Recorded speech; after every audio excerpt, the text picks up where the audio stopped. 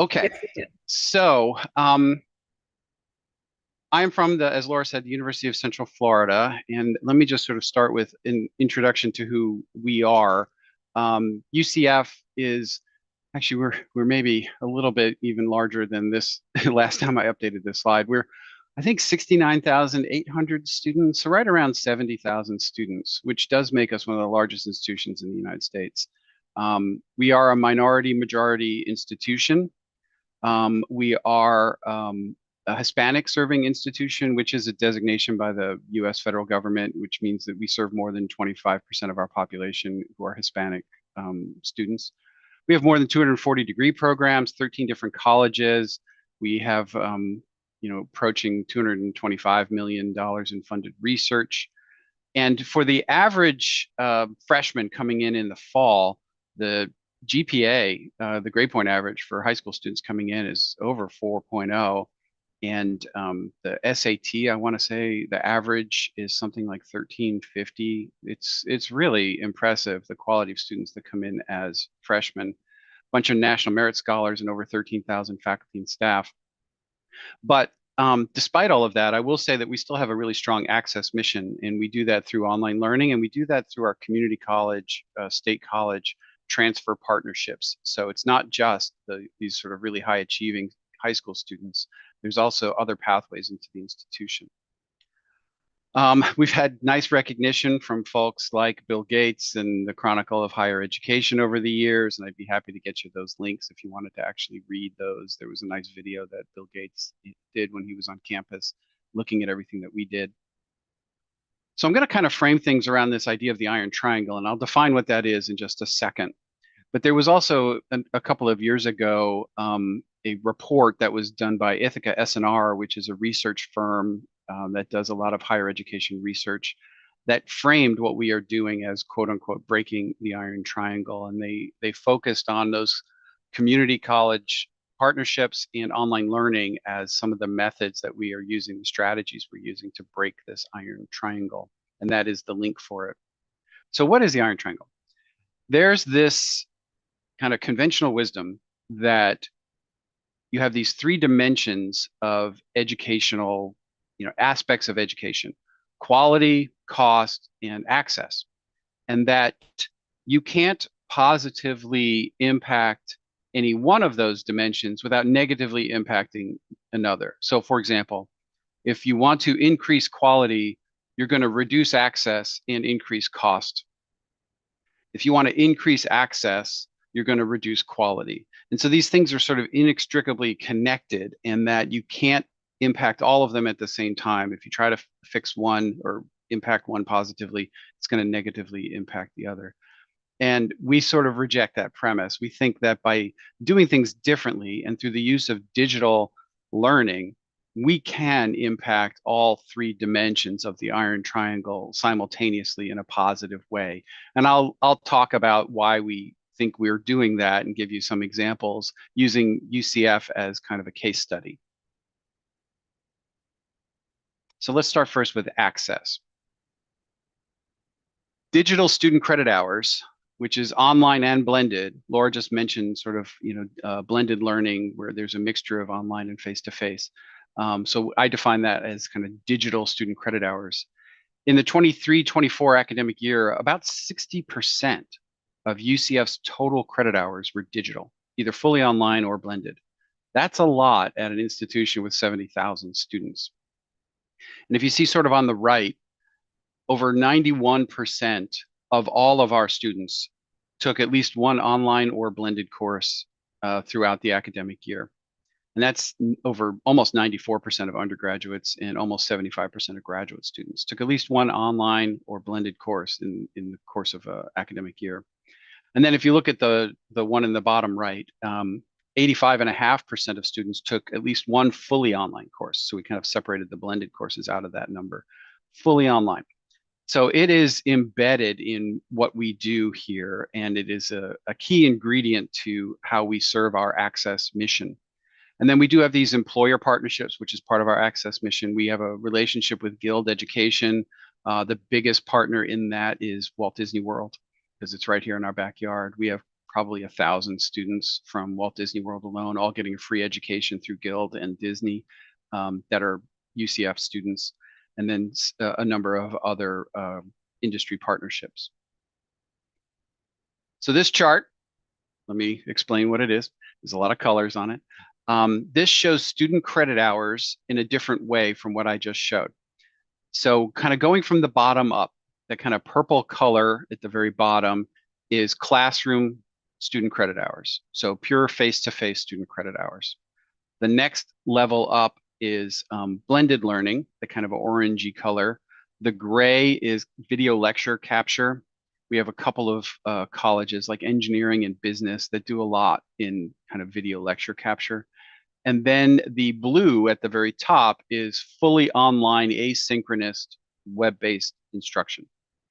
And so when you look at this trend, just going back to 2016 until now, you can see what's happening, that the face-to-face credit hours are actually reducing and that the online credit hours are increasing, especially the blended and asynchronous fully online. And it's just an interest, even if the total number of students hasn't grown tremendously over those years, you can kind of see it's bounced up and down. I'll talk about 2020 in a second, but you can see it's kind of gone up and down. But the percentage of students who are taking digital modalities continues to go up, even if the total student population has sort of remained the same. So students are choosing these modalities because, with their own agency, because it's meeting their needs.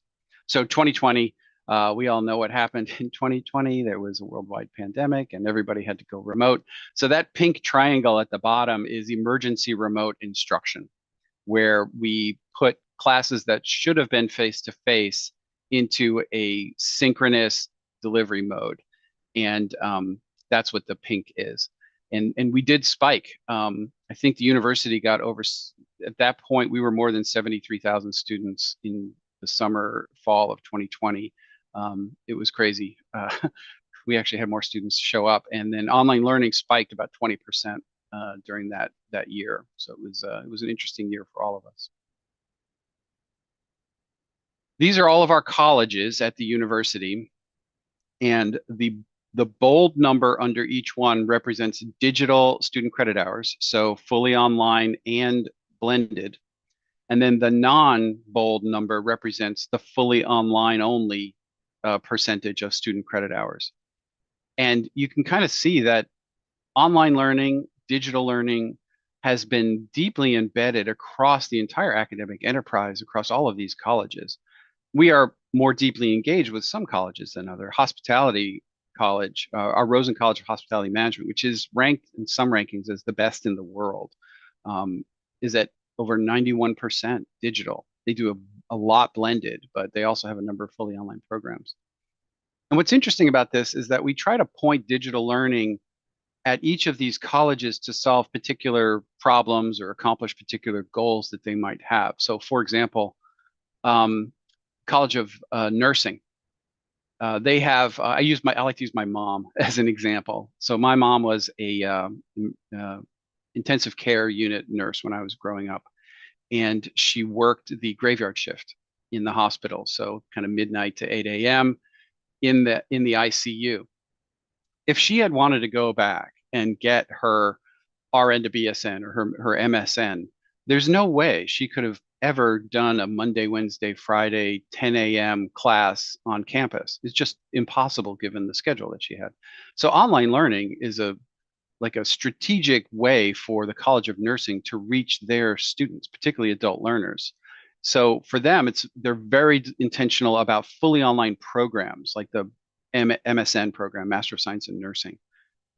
On the other hand, colleges like Arts and Humanities and Sciences, while they have fully online programs, they are also just as interested in individual online courses because they deliver a lot of the service courses for general education that students need in order to kind of get into their majors. So all of the required English and math and science courses that students have to take. And at a school our size, you can imagine it can be a bottleneck in trying to get into some of those courses. So having online sections opens that bottleneck, creates more access for students to be able to kind of move through the required courses to get to their majors. So a lot of those percentages in arts and humanities and sciences aren't even fully online programs, just individual courses that creates that space for students to take those courses. I can give you a lot of examples on all of these, how each one is kind of pointing at a different solution for each of these colleges.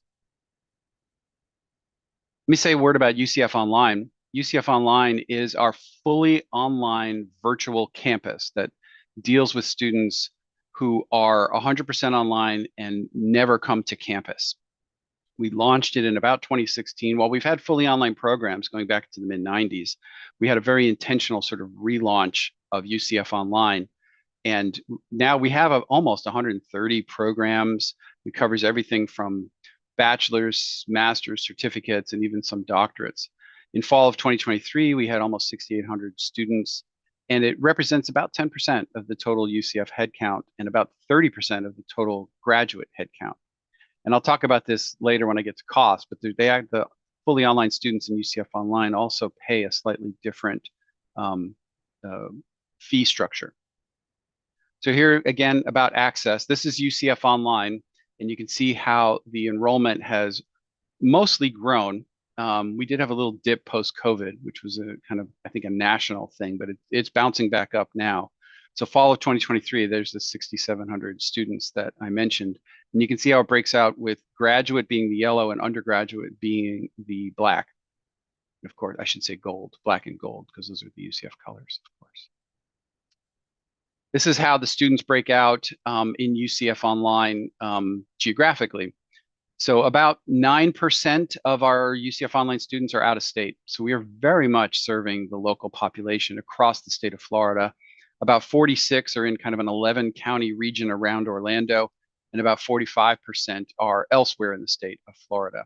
But we also have 17 countries where we have students, and I know we have some in the Caribbean because every time there's a hurricane, we check, and we have students in the Virgin Islands and Puerto Rico and a bunch of other places that we monitor. And if there's a weather impact or something, we always reach out to them and to their faculty.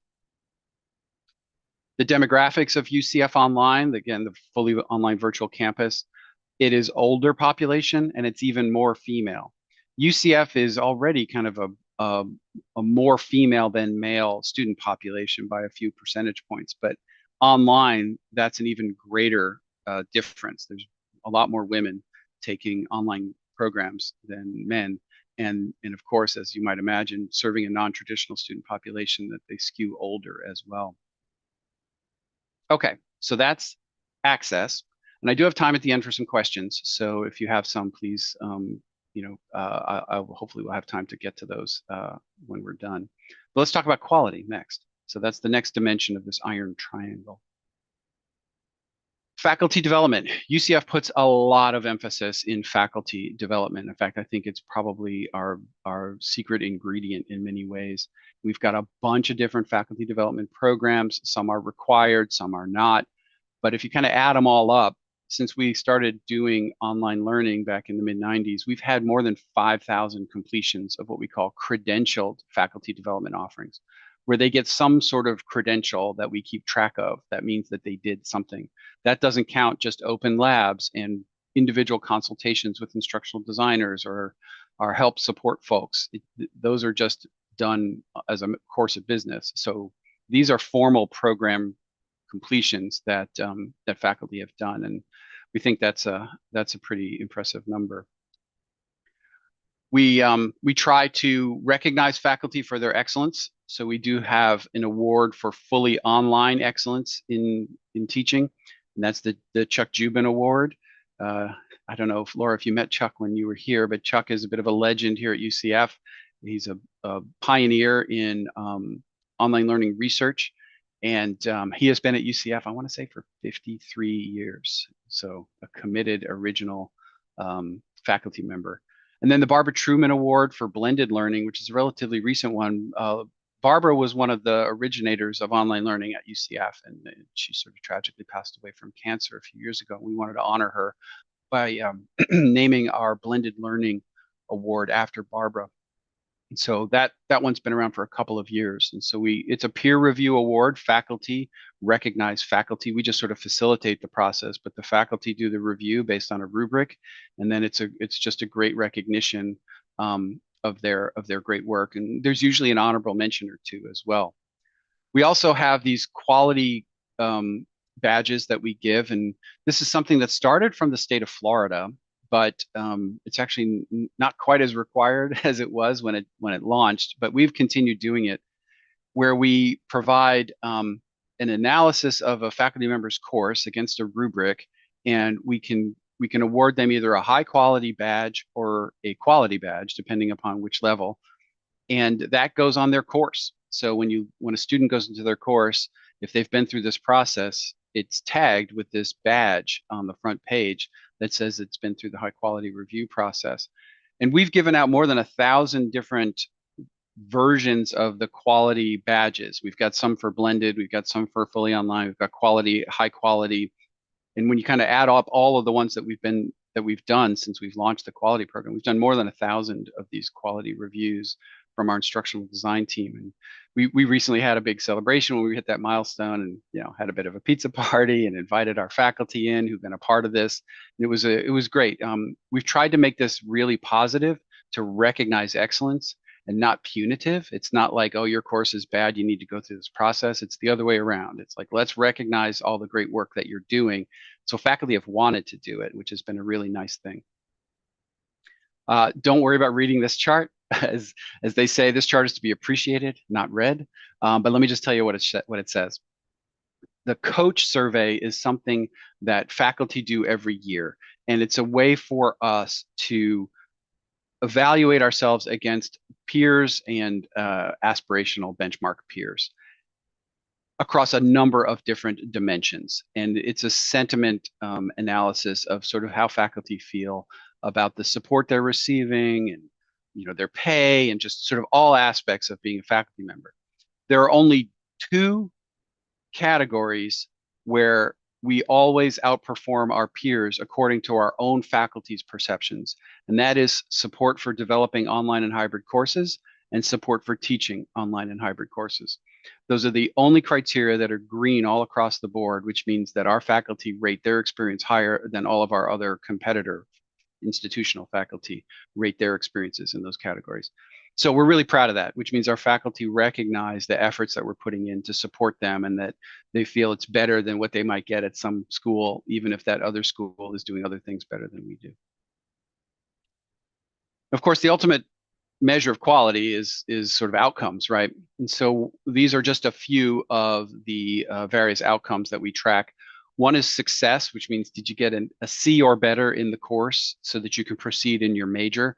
And you can see that the blended, what we call mixed mode, that's our asynchronous blended courses, do the best. And they're tied, in at least for this time period, with fully online, where 92% of the students in both blended and fully online got a C or better. Face-to-face at 89%, and then limited attendance is a different modality that uses a lot of lecture capture, and the students only meet in person 20%. It's a kind of very particular modality that we use in the College of Business, and that one comes in a little bit less. The chart, the one in the middle, is one question that we pulled out of our end of course evaluations, and it's just sort of an indicator question. What is the percentage of students who rate the faculty as excellent by modality? And the blended learning and fully online outperform face-to-face in the limited attendance as well. And again, limited attendance is about 80% online and 20% face-to-face, with typically larger course sizes and lecture capture. And then the withdrawal rates, that's another indicator. And I've heard horror stories from colleagues at other institutions that talk about, double-digit 20% withdrawal rates in online courses. And that's really not been our experience here. I think a lot of that is because of the support that we wrap around faculty and students. Face-to-face is at about 5% withdrawal. The lowest withdrawal rate is our blended mixed mode at about 3%, fully online at 4%, and that limited attendance at about 7%. Another measure of quality is our time to graduation. So FCS stands for Florida College System. So that used to be what we call the community colleges. Now they're the state colleges here in Florida. And a lot of our transfer students take online courses. So when we compare these various buckets, basically, and our master students as well, the story is the more online you take, generally, the faster you graduate. And it makes sense because students have that agency to change modalities when circumstances in their lives change. So they may be taking classes and their work schedule changes, or their grandma gets sick, or their kids have an after school activity or something, and they have to change their entire schedule to accommodate life. Well, if you are an online student, you have much more flexibility to accommodate these life changes that adult learners have, much more easily than being locked into a particular day and time and a place if you're taking a traditional face-to-face class. So we can get these students out of the university and into the workforce a little bit sooner through online learning. All right, now I'm going to pivot back to UCF Online, which, as a reminder, is a fully online virtual campus. And we compare these various buckets.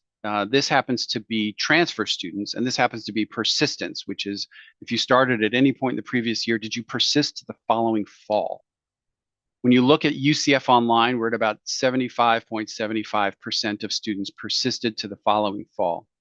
The next one are students who took nothing online.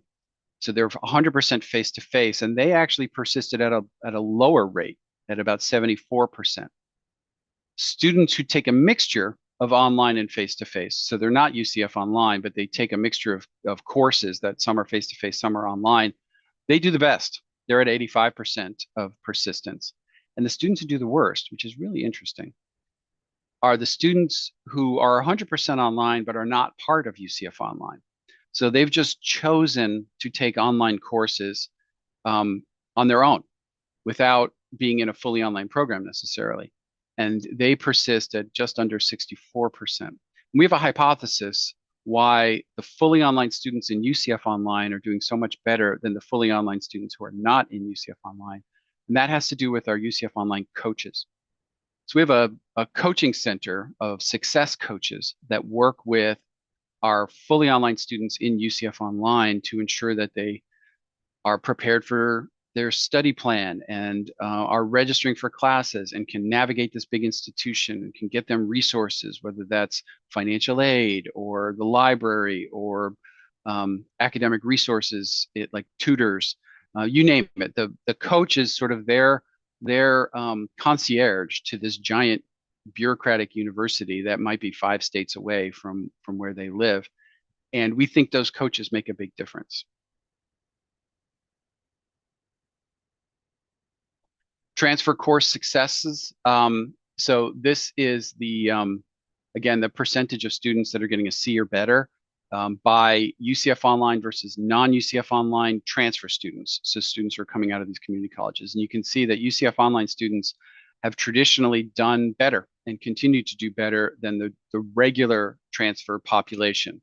So that's an important comparison for us because we want to make sure that whatever we're doing online isn't harming the overall numbers for the university, but in fact, we're helping by bringing those numbers up a little bit. Say what you want about U.S. News and World Report. There's a lot of criticism about them, but when we're ranked high, we like to talk about it. So we are number 7 in best online bachelor's programs for U.S. News. That's the 3rd year in a row we've been in the top 10, 7th in a row that we've been in the top 20. And we have a bunch of individual programs as well. Number 5, bachelor's programs for veterans. Number 10, bachelor's business program. That is actually our hospitality management program. And then number 4, psychology. And then we have a bunch at the graduate level as well, including number 10, criminal justice program. So that's nice external validation. Whatever your opinion of U.S. News and World Report is, it's nice to be recognized. And then I think this is my last one on quality. It's just a list of a bunch of awards we've won as a department since 2017 from national organizations all across the United States. And it's a nice thing to be recognized by your peers through EDUCAUSE or U.S. Distance Learning Association or Online Learning Consortium or One Ed Tech or whatever it might be, WCET. These are organizations that we value and peers who give these awards whom we respect, and so we're proud. I think I haven't done an analysis, but I think we may be the highest awarded program in the country, but I don't have the numbers to back that up. I just sort of have a suspicion. If not, I'll say one of the largest or one of the most awarded. Okay, so the last dimension of the Iron Triangle is cost, and you can't forget about cost. There's a couple of dimensions of cost, and this is one of them. So what these circles are showing on the left, $1.9 billion is about UCF's annual budget total as an institution. 15 million, that little yellow kind of satellite there, a little moon, is what we collect in the distance learning fee from students who take fully online courses. The blended courses don't pay this. Students in blended courses don't pay this. But if you're in a section that is fully online, you're going to pay $18 per credit hour. And that annually, that adds up to roughly $15 million.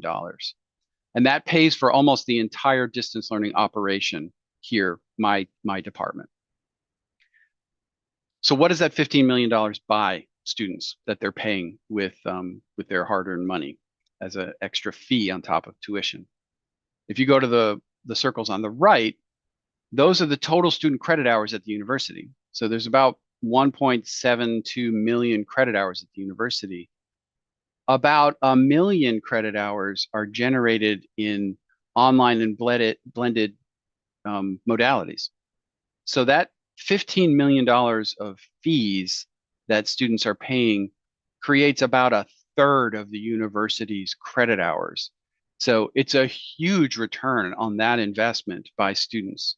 So some people might ask, like, well, why does it cost more? Because you charge the same tuition and you charge a fee for online learning.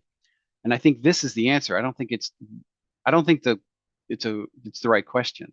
It's not why does it cost more? It's what do you get for that investment? Do you get value for that investment?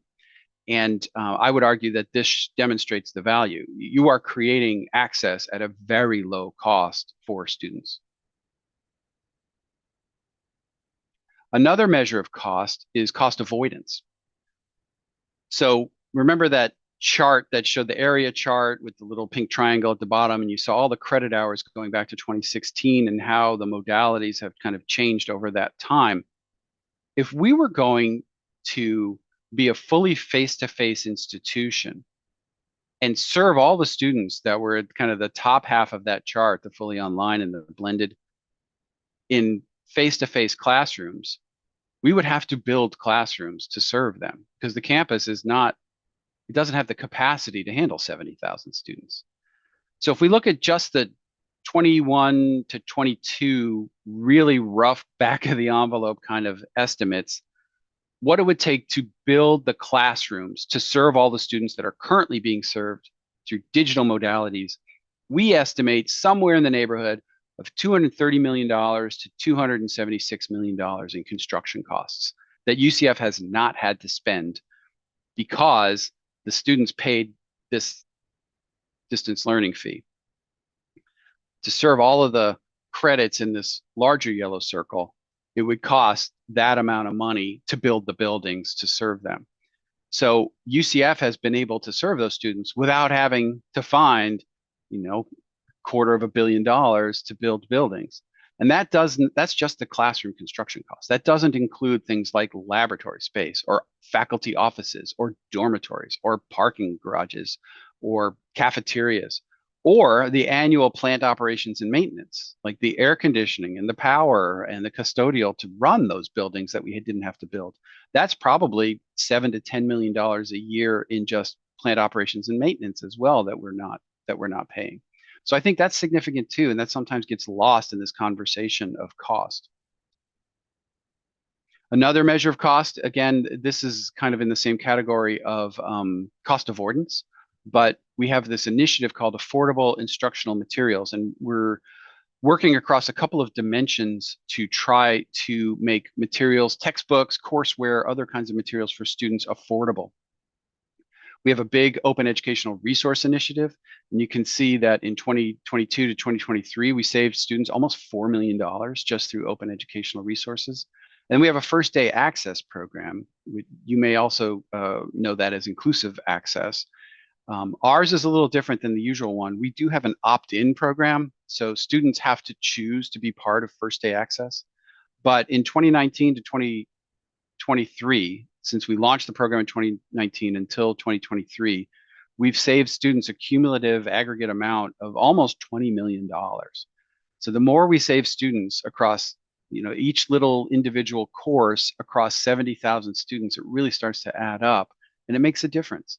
And then we have additional savings, which haven't really been able to capture like what the numbers are from library source materials. You'd be surprised how many of the materials that students are being asked for their courses are available for free because the library has a license for that material.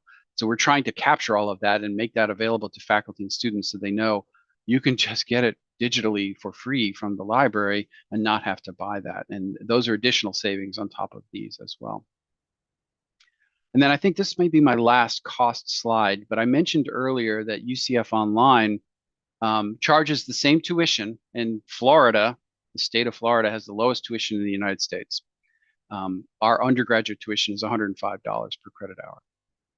So the tuition is the same across modalities. But if you're a fully online student in UCF Online, so again, the virtual campus that represents about 10% of our headcount, you're going to pay a different fee structure. You do not pay for campus-based fees. You do not pay for campus-based services that you are not using, and all of those are fee-based. So you're not paying for transportation, which is the shuttle bus around campus. You're not paying the athletic fee because you're not using the recreation fields or the rec center. You don't pay student activities fee because you're not going to the concerts on campus here because you're not here. And that represents, for an in-state student at the undergraduate level, more than 22% savings. It's hundreds of dollars per class, or it could be at least $150 per class. And at the graduate level, it's 15.5% savings. So if you think about it, if you're taking a full load of courses fully online, that does equal hundreds to thousands of dollars over the year or two. That's real money that is meaningful to our students, particularly our non-traditional students who are coming back to school, who are working, have families and have all kinds of financial pressures. This has been a big deal for them, and it was a bit of a struggle internally to get the departments and the athletic department and everybody who kind of lives by these fees to understand the importance of this. But ultimately, we had really good support from the president and the provost that this is the right thing to do for these students because they're not accessing these services. Okay, so I think, yes, that was the end of my my outline of the Iron Triangle.